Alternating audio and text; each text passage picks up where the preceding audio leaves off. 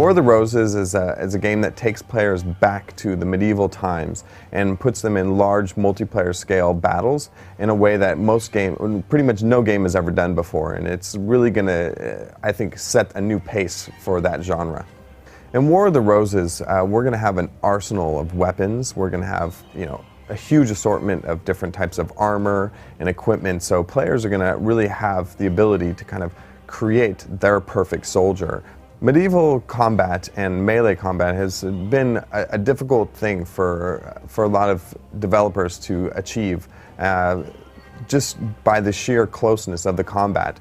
It requires a lot of processing on the side of the game, and with physics and making the animations and getting that environment really, really nailed and rock solid. And there's not a day that goes by that we don't iterate or look at this weapon and see how it plays, and if it feels natural, if it feels correct for that environment, so that players are keep their immersion into the experience.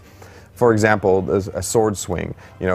Does he pull back his arm far enough and then swing forward fast enough that it makes sense with the amount of damage that he can or does not inflict? So even if you're an archer and you're at a distance from it, you're going to see the combat, players' movement is going to make sense, and that also gives you the ability to predict what's going to happen and be a better archer. So all those elements kind of merge together, and there's this really great synergy for the entire process of the game.